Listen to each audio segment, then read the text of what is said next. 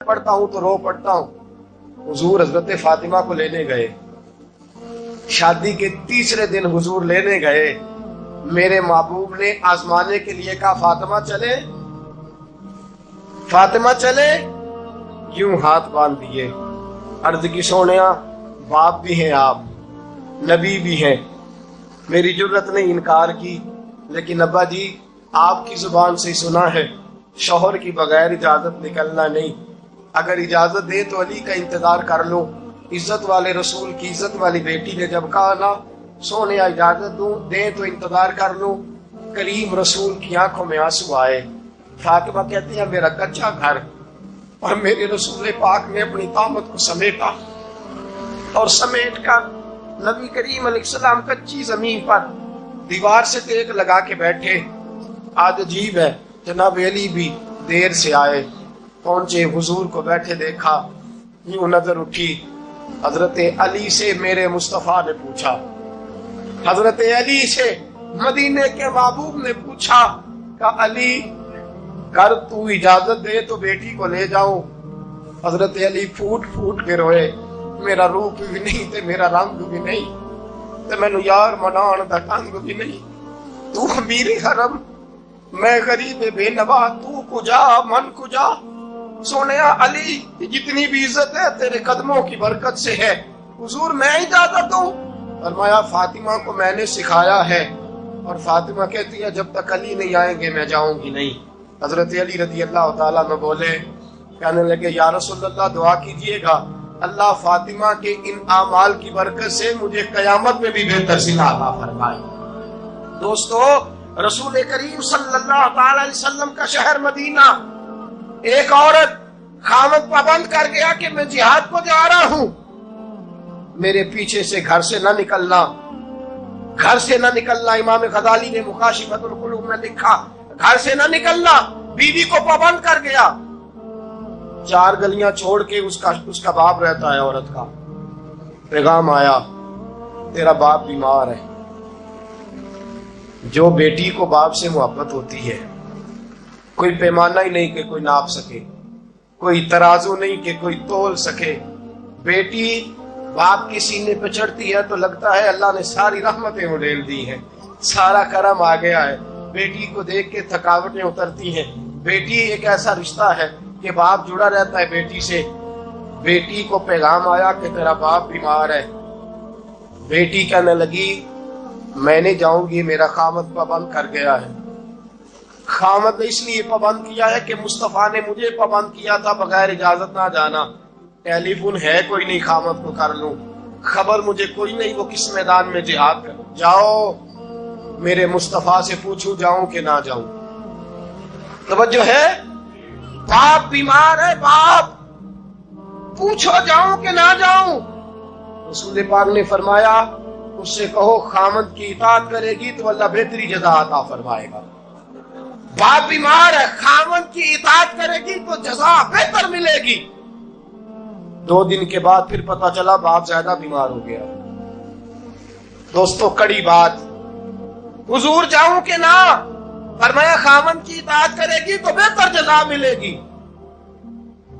4 دن گزرے, بیٹی کو پیغام آیا کہ تیرا باپ انتقال کر گیا.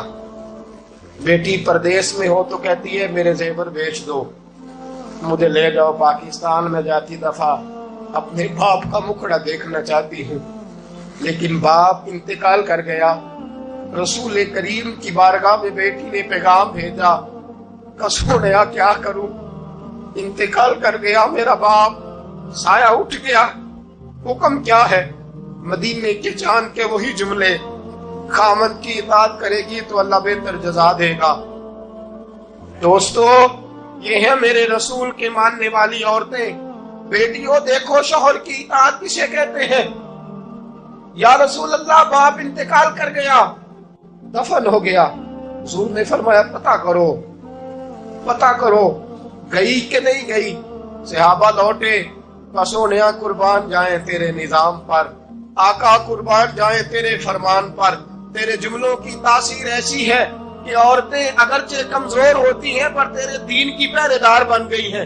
حضور آپ کی سنت کے لیے استقامت کا پہاڑ بن گئی ہے. حضور وہ گئی نہیں. کائنات کے امام نے ہاتھ اٹھائے, رسول پاک نے ہاتھ اٹھائے, اور صحابہ فرماتے ہیں آج اس عورت کے مقدر جاگے, چند آنسو حضور کے گرے, اور پھر چہرے پہ ہاتھ پھیر کے فرمایا جاؤ اسے جا کے خوشخبری دے دو, تو نے اپنے خامد کی اطاعت کی ہے, تیری اس فرما برداری کی وجہ سے اللہ نے تجھے بھی بخش دیا ہے, تیرے باپ کی بھی بخشش فرما دی ہے. تو نے خامد کی اطاعت کی, تو بھی بخشی گئی. عورتیں, میں نے ایک حدیث پڑھی, خدا کی قسم اٹھا کے کہتا ہوں, حدیث پڑھی اور پھر میں نے کتاب بند کر دی.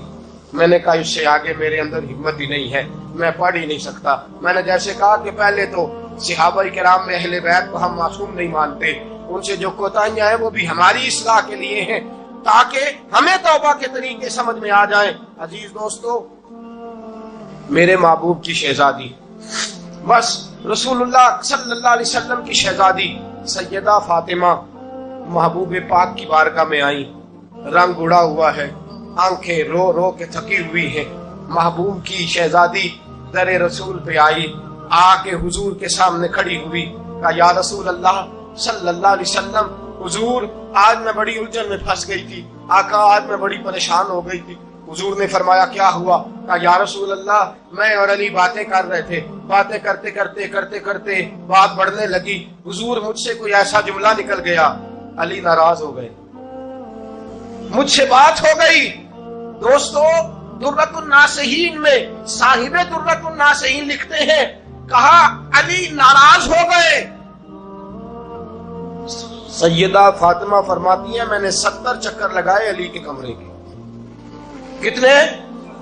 بیٹیوں, خامن کی اطاعت میں تمہاری جنت ہے, اور ماں باپ بھی ذرا خیال کریں, مائیں بھی ذرا خیال کریں.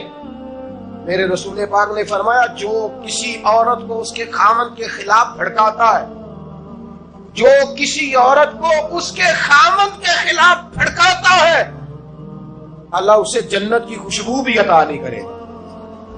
چاہے اماں ہی مشورے دے رہی ہو, چاہے کوئی مشورہ دے رہا ہو, خامن کے خلاف جو بھڑکاتا ہے.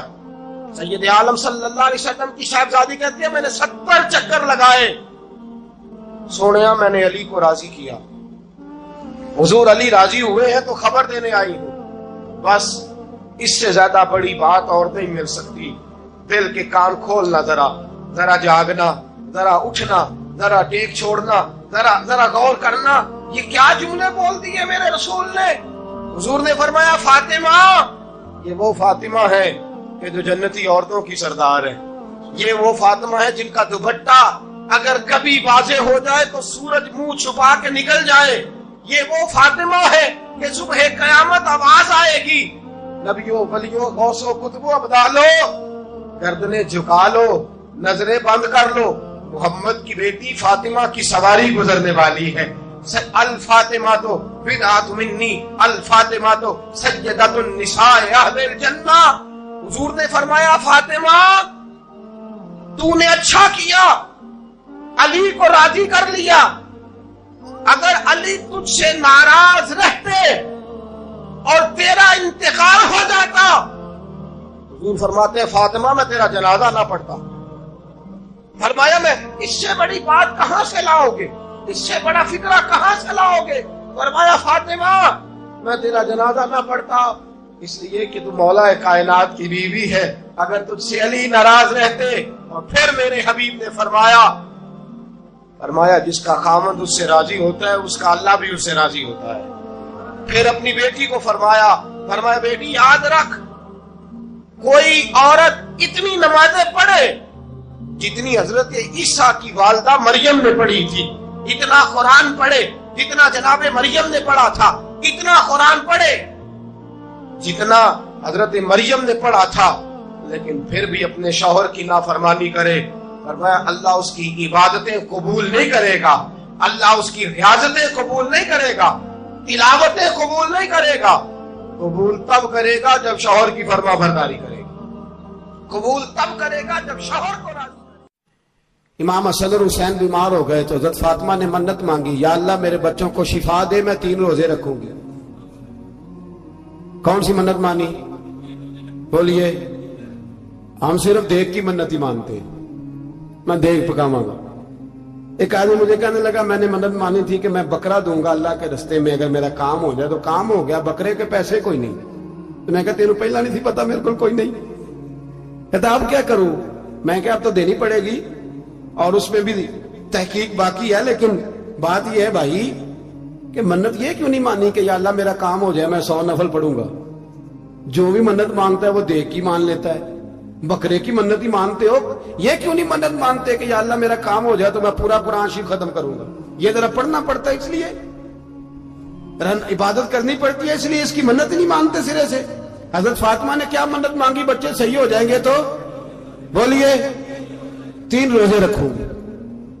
اللہ تبارک و تعالیٰ نے بچوں کو شفا عطا فرما دی، اور میں سمجھتا ہوں یہ کربلا کی ٹریننگ تھی۔ روزے رکھے بچوں نے۔ کس نے روزے رکھے؟ بچوں نے۔ کس نے؟ 7-8 سال کی عمریں بچوں کی۔ حضرت علی فرماتے جب میں نے دیکھا نا میرے بچے بھی روزے سے ہیں تو میں کہیں سے تھوڑے سے جوں لایا، یہ شہزادے ہیں کائنات کے سب سے بڑے۔ فرماتے میں نے بی بی پاک کو دیے تو سیدہ پاک نے جوں پیسے روٹیاں پکائیں، اور جب عین افطاری کے وقت کھانا سامنے آیا تو دروازے پہ بھکاری آیا، عین بڑا بے نیاز ہے اللہ، عجیب رنگ ہے مالک کا۔ عین افطاری کا وقت جب آدمی کہتا ہے کہ فٹافٹ ہو جائے، بھکاری دروازے پہ آیا اور اس نے صدا دی، او میرے رسول کے گھر والوں، کئی دنوں سے روٹی نہیں کھائی۔ حضرت علی نے، حضرت فاطمہ نے بچوں کی طرف دیکھا تو امام حسین چھوٹے تھے سب سے، انہوں نے سب سے پہلے برتن اٹھائے کھانے والے، اور کہنے لگے اماں میں نہ دیکھ آؤں۔ حضرت فاطمہ رشک کرنے لگی، مصطفیٰ کے نواسے باہر گئے، اپنے حصے کا کھانا وَيُبْصِرُونَ عَلَىٰ أَنفُسِهِمْ وَلَوْ كَانَ بِهِمْ خَصَاصَةٌ، اللہ فرماتے انہیں بڑی اشد ضرورت بھی ہو پھر بھی وہ دوسروں پہ اثار کر دیتے۔ وہ کھانا باہر امام حسین دے آئے، پانی سے روزہ کھولا، کھجورے کھائی، لیٹ گئے، سویرے کھجورے کھائی، روزہ رکھ لیا۔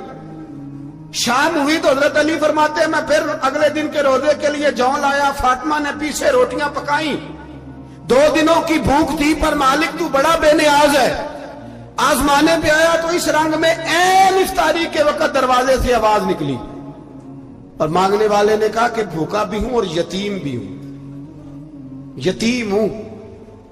حضرت فاطمہ کہنے لگی بیٹا دیر نہ کرنا، یتیم کا پیٹ بھرنے میں دیر نہیں ہونی چاہیے۔ کھانا باہر چلا گیا، پانی سے روزہ، کھجورے، شہزادے ہیں شہزادے، یہ 2 جہاں کے شاہ ہیں، پاس کچھ رکھتے نہیں، 2 جہاں کی نعمتیں ہیں ان کے خالی ہاتھ میں۔ کھجور پانی سے افطاری بھی، سحری بھی، سویرے پھر اٹھے، روزہ رکھا، تیسرا دن ہے، تیسرا۔ ذرا دل پہ ہاتھ رکھنا، بچہ ایک رات بھوکا ہو تو اماں سوتی نہیں، اور میں کہا کرتا ہوں اماں فالج والی ہو نا، فالج والی ماں، فالج زدہ، تو آدھی رات کو اس کا بیٹا جوان کہے تھوڑی بھوک لگی ہوئی تھی، تو اماں کو رینگنا بھی پڑے تو وہ رینگ کے بھی جاتی ہے، روٹی پکاتی ہے، کہتے ہیں میرا لال بھوکا نہ سو جائے۔ اور مصطفیٰ کی بیٹی سے زیادہ بچوں سے کون پیار کر سکتا ہے؟ اور 3 دن کے بھوکے بچے، تیسرا دن آیا، بڑے حوصلے سے بی بی کہہ دیتی ہے چھوڑو ان کا تو کام ہے، یہ تو آتے رہتے ہیں، میرے بچے بھوکے، تم پہلے روٹی کھاؤ۔ لیکن میرے بھائی کربلا ایسے نہیں سجتی، یہ جو برگر کھا کے ناراض ہونے والے بچے ہوتے ہیں یہ میدانوں میں نہیں نکل پاتے، ان کے لیے مشکل ہوتا ہے۔ حضرت فاطمہ نے، حضرت علی نے ڈیوٹی کی، ڈیوٹی اپنے بچوں کو تیار کیا کربلا کے لیے۔ تیسرے دن جب رکھا صاحب نے کھانا تو باہر سے بولنے والا بولا کہا میں مسکین ہوں، لاچار ہوں، گھر بھی کوئی نہیں، کھانا بھی کوئی نہیں۔ امام حسین پھر اٹھے، تیسرے دن کا بھی کھانا دے دیا۔ حضرت علی فرماتے ہیں میں بچے پکڑ کے مسجد لے کے گیا، کہیں بھوک سے میرے لال گر نہ جائیں۔ کہتے ہیں ہامتے کامتے تینوں شہزادے مسجد میں داخل جو ہوئے تو بس ہماری قیمت پڑ گئی، مول پڑ گیا ہمارا۔ کہتے ہیں مسجد میں قدم رکھا تو ایسے لگا جیسے نبی پاک ہمارا انتظار کر رہے ہیں۔ فرماتے ہیں تیسرے دن کی مغرب پڑھنے گئے تو حضور نے تینوں باپ بیٹوں کو چہرے دیکھے، فرمایا علی یہ جبریل کھڑے ہیں اور فرما رہے ہیں تیرے 3 دن کا عمل خدا کو بھی بڑا پسند آیا ہے، محمد مصطفیٰ کو بھی بڑا پسند آیا ہے۔ बड़ा पसंद आया है 3 दिन का अमल। मेरे भाई ट्रेनिंग कराई, ट्रेनिंग। हमारे यहां तो हाल बड़ा सख्त है। और दीन का मामला, चोरी आते हैं बच्चे घरों से चोरी नमाजें पढ़ने, दाढ़ी रख ले तो सबसे पहले मसला अम्मा को बनता है। सबसे पहला उन्होंने ट्रेनिंग की, दीन के लिए तैयार किया, हिम्मतें बधाई। और रसूल पाक अलैहिस्सलाम ने खुद अपनी बेटी की तरबियत फरमाई, शहजादी की। किसकी? दुनिया में सबसे बड़ी शहजादी कौन है? आप नाम लेंगे तो दिल ठंडा होगा इंशाअल्लाह। मेरा अकीदा है हजरत फातिमा का नाम ले तो अल्लाह दिल को सुकून देता है। सबसे बड़ी शहजादी सैयदा, बोलिए सैयदा फातिमा ज़हरा रदी अल्लाह ताला अन्हा। हजरत अली फरमाते हैं हुजूर बड़ा प्यार करते थे हजरत फातिमा से। जब सफर पे जाते तो सबसे आखिर में हजरत फातिमा से मिलते, वापस आते तो सबसे पहले हजरत फातिमा से मिलते। फरमाते एक जिहाद के लिए हुजूर चले गए और मुझे नायब बना के छोड़ गए। मेरे पास माले गनीमत के थोड़े से पैसे थे, थोड़ी सी रकम थी। तो मैंने सोचा कि मैंने फातिमा को कभी तोहफा नहीं दिया तो एक जंजीर ना सोने की खरीद के दूं। कहते हैं कि चेन सोने की जंजीर खरीद के मैंने हजरत फातिमा को तोहफा दी तो सैयदा ने पहन ली। कुछ दिनों के बाद खबर आई कि हुजूर कल पहुंच रहे हैं वापस। कहते मैंने फातिमा को बताया तो मुझे पता था फातिमा क्या करेगी। सैयदा ने सारा घर साफ किया, सारी तैयारियां की, खाने चुने, जो उस वक्त माहौल था हर लिहाज से हुजूर की आमद का इंतजार किया। और सवेरे से ही हजरत फातिमा बैठ गई। सवेरे से हुजूर कई दिनों के बाद आ रहे, कमाल हो गई। फरमाते हैं जब महबूब तशरीफ लाए ना, पहला कदम नबी पाक ने हजरत फातिमा के घर के अंदर रखा, अस्सलामु अलैकुम कहा। और शेर खुदा फरमाते जनाबे फातिमा को देखा और नबी पाक वापस पलट गए। कहते मैं नहीं था घर में, मैं वापस आया, बीबी साहबा ने बताया और मैंने देखा कि फातिमा इस तरह रोती है कि मैंने ऐसा रोते कभी देखा ही नहीं। फातिमा हुआ क्या? का पता करो। हुजूर चले गए, बस बगैर मिले ही चले गए। कहती है मैं मस्जिद गया, मैंने कहा ऐसा क्या हो गया कि इतना महबूब बगैर मिले रुखसत हो गए। मैं मस्जिद गया और जाकर के मैंने देखा तो नबी पाक की मस्जिद के कोने में बैठे। मैं करीब बैठा, मैंने कहा या रसूलल्लाह फातिमा बड़ा रो रही है, क्या हुआ? कहते नबी पाक की आंखों में भी आंसू आ गए, हुजूर भी रोए। पता है नबी पाक ने क्या फरमाया? ये तरबियत है, इस तरह करबला सजती है। रसूल पाक अलैहिस्सलाम ने फरमाया वो मेरी बेटी होके सोना पहनती है।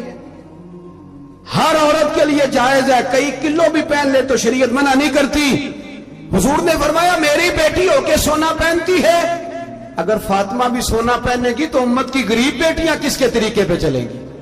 गरीब बेटियां किसके तरीके? जो बाप मजबूर होके 12 बंदों के साथ बेटी को रुखसत करेगा वो कह तो सकेगा ना मैं उस तरह शादी कर रहा हूं जिस तरह मुस्तफा ने फातिमा की थी, वो कह तो सकेगा ना। लेकिन अगर ये भी सोने पहनेगी तो फिर नक्शे कदम कैसे मुतय्यन होंगे? हजरत शेर खुदा वापस आए, कहा फातिमा ये तेरी चेन रसूल पाक को पसंद नहीं आई। भाई ये हकीकतें समझो। जब बच्चों के माहौल के अंदर ये रंग, कैसे बेटियां ससुराल में जाके गुजारा करेंगी जब तू जान ही नहीं छोड़ रहा, जब तू उनको तरीका सलीका सिखा ही नहीं रहा। और देखिए जिनको यकीन था उनका रंग ही निराला था। हजरत अली मुर्तजा फरमाते हैं सैयदा फातिमा ने कभी मुझे कोई कुछ कहा ही नहीं, कभी फरमाइश ही नहीं की। एक दिन बीमार हो गई तो कहने लगी, मैं करीब बैठा तो मैंने कहा फातिमा जिंदगी में तूने कभी कुछ नहीं मांगा, और इज्जत वाले बाप की इज्जत वाली बेटी, मेरा दिल करता है कोई फरमाइश तो करना। तो हज़रत फातिमा कहने लगी अली अगर एक अनार मिल जाए ना, अगर एक, मेरा दिल कर रहा है अगर एक अनार मिल जाए, एक अनार मिल जाए तो तबीयत चाह रही है अनार खाने को। मौला अली शेर खुदा फरमाते मैं गया, एक अनार खरीदा बाजार से, 1 दिनार था मेरी जेब में। अनार खरीद के जब वापस पलटा ना तो कहते एक बूढ़ा शख्स, होंठों पे कमजोरी, आप फरमाते हैं मेरे बाप दादा की उम्र का, लड़खड़ाते उसके हाथ और कहने लगा अली मैं भूखा हूं कई दिनों का। हजरत अली फरमाते हैं मेरे पास वो 1 ही दिनार था जिसका अनार आ गया। कहते मैंने उसी वक्त वो अनार निकाला, उस शख्स के हाथ में रखा, बोझल कदमों से जब मैं अंदर दाखिल हुआ ना तो पाक रसूल की पाक बेटी, इज्जत वाले नबी की इज्जत वाली बेटी, सबर वाले महबूब की सबर वाली बेटी, کہتے ہیں جب میں نے اپنا قدم اندر رکھا دروازے کے تو فاطمہ نے میرا اترا ہوا چہرہ دیکھا تو کہنے لگی علی پیسے اللہ کے راستے میں دے آئے ہو, خیرات کر رہے ہو. حضرت شیر خدا رضی اللہ تعالیٰ عنہ فرماتے ہیں میں فاطمہ کی طرف دیکھا تو میں حیران ہو گیا. میں نے کہا فاطمہ تجھے, کہنے لگی مجھے یقین ہے آپ انار لینے گئے تھے, آپ نے خرید بھی لیا تھا, اور مجھے پتا ہے علی میرے ساتھ بے وفائی ہو ہی نہیں سکتی, یہ کسی سوالی نے مانگ لیا ہوگا. علی آ جا, مجھے انار کھانے سے وہ سکون نہیں ملا جو تو اللہ کے راستے میں دے آیا ہے تو سکون ملا ہے, کھانے سے نہیں ملا جو تیرے دینے سے ملا ہے. مولا علی کہتے صبر کر کے میاں بیوی بیٹھ گئے تو دروازے پہ دستک ہوئی. کہتا میں اٹھ کے دروازے پہ گیا تو حضرت سلمان فارسی دروازے پہ کھڑے تھے. انہوں نے 9 انار مجھے دیے, کہنے لگے نبی پاک نے بھیجے ہیں, یہ 9 انار ہے نبی پاک نے بھیجے ہیں. تو حضرت علی شیر خدا فرمانے لگے ہمارے نہیں کسی اور کے ہیں, ہمارے نہیں کسی پڑوسی کے ہیں, دائیں بائیں دیکھ لے. کہنے لگے نہیں تمہارے ہی ہیں. فرمانے لگے نہیں میرے ہوتے تو 10 ہوتے, اس لیے کہ اللہ فرماتا ہے من جاء بالحسنۃ فلہ عشر امثالھا, تم ایک نیکی کرو گے میں 10 کا اجر عطا کروں گا. فرمایا میرے ہوتے تو 10 پورے ہوتے, اللہ رسول نے بھیجے, اور میرا یقین کمزور ہو سکتا ہے, میرے ہوتے تو 10 ہوتے, یہ 9 ہے. حضرت سلمان فارسی نے جیب میں ہاتھ ڈالا, 10واں بھی نکالا, کہا علی تیرے 10 ہی تھے, میں تو تیرا امتحان لے رہا تھا. 10 ہی تھے تیرے. یقین کی دولت زنجیریں کاٹ دیتی, یقین کی دولت انسان کو نواز دیتی. جب تو لڑکھڑاتا ہوا آیا ہے, میرے نبی پاک نے فرمایا یوں نہ کہا کر کے یا اللہ چاہے تو دے چاہے تو نہ دے, جب مالک سے مانگ تو کہا کر یا اللہ تجھی سے مانگنا ہے, میں لے کے اٹھوں گا, تو مجھے دے گا. فرمایا جتنا تیرا یقین کامل ہوگا اتنا ہی اللہ تجھے جھولی بھر کے عطا فرمائے گا. کمزور سا مسلمان, لڑکھڑاتا سا مسلمان دیکھتا ہوں کرتا ہوں, اور یہ بھی نہ دیکھا کریں بھائی. علاقے والے کہنے لگے کہاں سے کمائے گا, نہ باپ ہے نہ ماں ہے نہ گھر ہے, کہاں سے. حضرت رومی کہتے ہیں نوجوان نے جنگل میں جھونپڑی لگا لی, وہاں وہ صبح مدرسے جاتا, شام کو جنگل میں رہتا, وہاں اللہ اللہ کرتا, سبق یاد کرتا. ایک دن بادشاہ کی بیٹی رستہ بھول گئی, جنگل میں آئی سہیلیوں کے ساتھ, باڈی گارڈ بھی ساتھ تھے پر رستہ بھول گئی. کھوتی کھوتی شام ہو گئی, ایسی کھوئی کہ جب رات گہری ہو گئی تو آ کے اس نوجوان کے پاس رکی اور چلانے لگی. شیر کے دھاڑنے کی آواز آتی ہے, بھیڑیے کے بولنے کی آواز آتی ہے. نوجوان اکیلا, سہیلیاں بچھڑ گئیں, گارڈ بچھڑ گئے. کہنے لگی میں پریشان ہوں, مجھے جگہ مل جائے گی. نوجوان کہتا میں نے شہزادی دیکھی اور مجھے بھی پتا تھا کہ گھر ایک ہی ہے, اور آنکھ کو اندر سے دروازہ بھی بند کرنا پڑتا ہے, جنگل جانور بھی آ جاتے ہیں. کہتے میری چھوٹی سی کٹیا میں جھونپڑی میں وہ آئی, رو کے کہنے لگی سہارا کوئی نہیں, اگر میں پیچھے نکلوں گی تو بھیڑیے کھا جائے گا. کہتے میں نے اسے جگہ دے دی. اکیلی عورت, چراغ جل رہا ہے, سبق یاد کر رہا ہوں. میرے نبی پاک نے فرمایا جہاں مرد عورت اکیلے ہو تیسرا شیطان ہوتا ہے. اور شہزادی, وہ بچہ کہتا ہے سبق یاد کرتا رہا ساری رات. وہ بچی کو کہا سو جا, پر وہ کہتی ہے نیند مجھے بھی کہاں آئی. ایسے موقع پر نیند, ساری رات سبق یاد کرتا, تھوڑی دیر کے بعد چراغ جلتا تو اس پہ انگلی رکھتا, ہاتھ جلتا تو پیچھے کھینچنے, پھر دوسری انگلی رکھتا, تھوڑی دیر کے بعد جلتا تو کھینچنے, ہاتھ سارا جل گیا.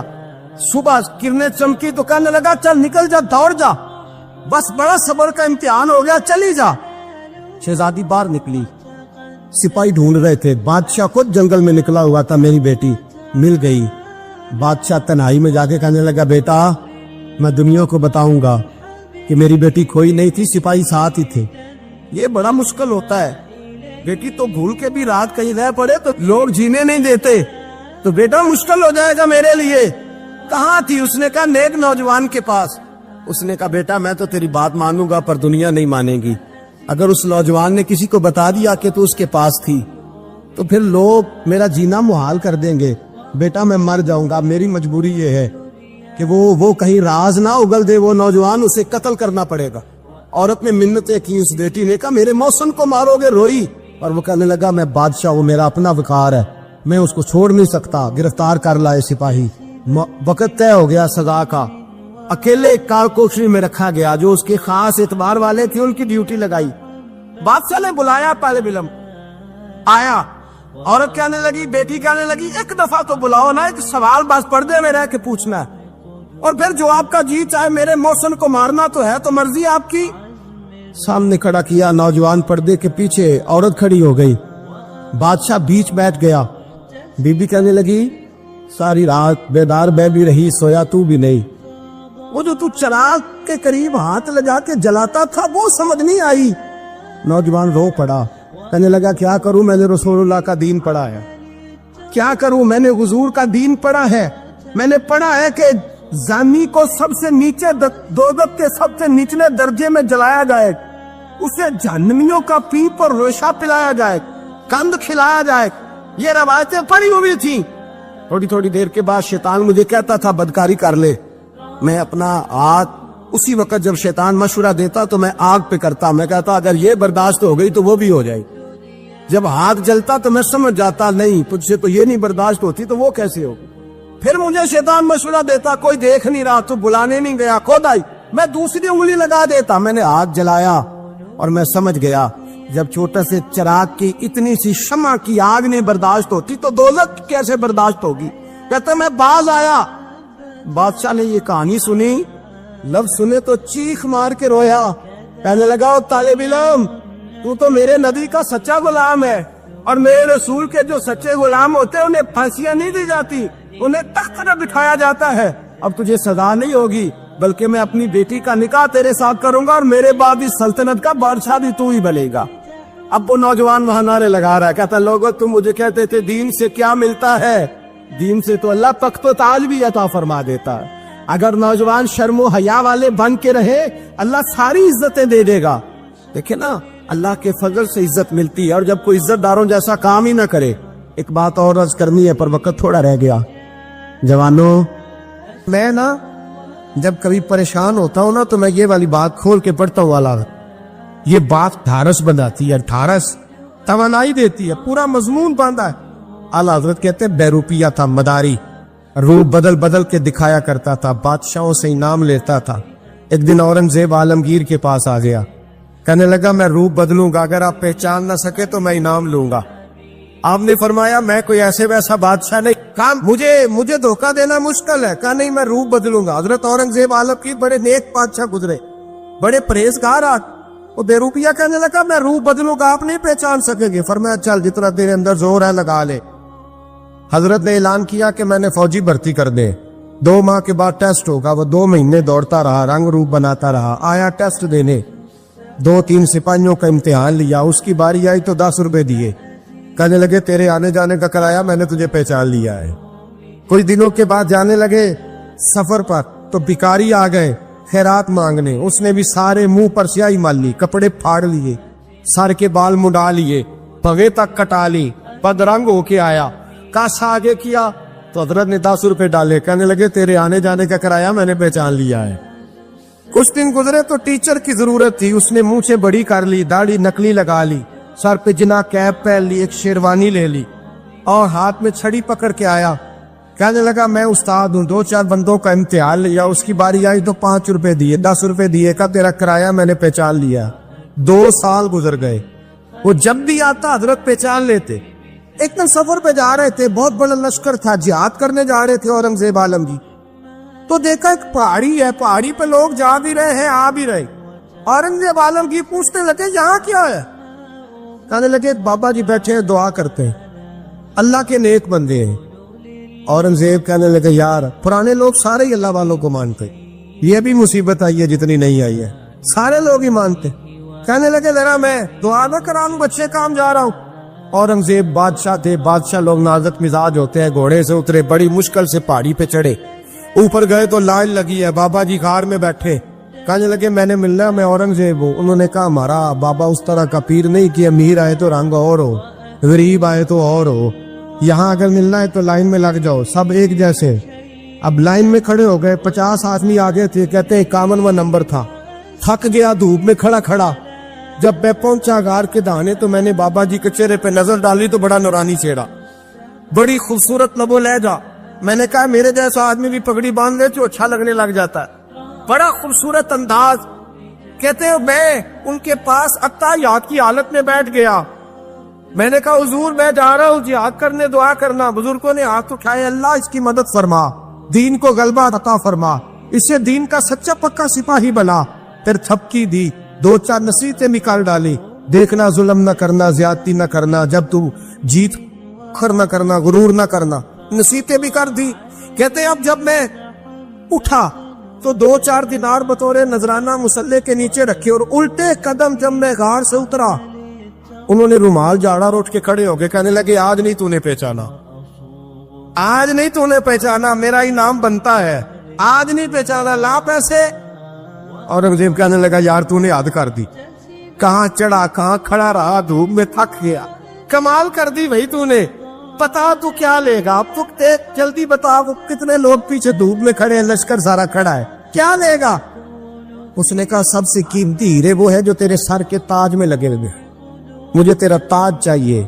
और भाइयों सुनना और याद रखना, मेरे आला हजरत कहते हैं बादशाह ने सर के ऊपर से ताज उतारा, बहरूपिये के कदमों में रखा और कहने लगे ये ले, और ये तो तेरा मांगने पर मैंने दिया है ना, मैं वापस आता हूं तो आना मैं अपनी मर्जी से भी तुझे दूंगा, तूने औरंगजेब जैसे बंदे को धोखा दिया, आना मैं उस वक्त भी दूंगा।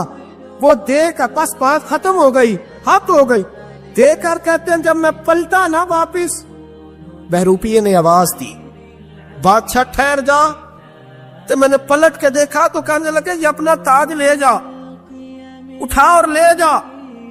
मैंने कहा 2 साल बीत गए तुझे मेहनत करते, आज काबू आया तो ले जाओ। कहने लगा ले जा, मसला समझ में आ गया। मैंने कहा मुझे भी तो समझाना। कहते वो फूट फूट के रोया, उसकी आंखें बरस पड़ी, सैलाब की तरह आंसू बह निकले, तड़पा, और लोग कहने लगा बादशाह मैंने झूठ मूठ रसूलुल्लाह की गुलामी इख्तियार की थी, झूठ मूठ की दाढ़ी, झूठ मूठ की पगड़ी, झूठ मूठ का फकर, मैंने झूठ मूठ नबी पाक का लिबास पहना है, तो तेरे जैसे बादशाहों के ताज मेरे कदमों में आ गए हैं। अगर मैं सचमुच रसूलुल्लाह का गुलाम बनूंगा तो अल्लाह क्या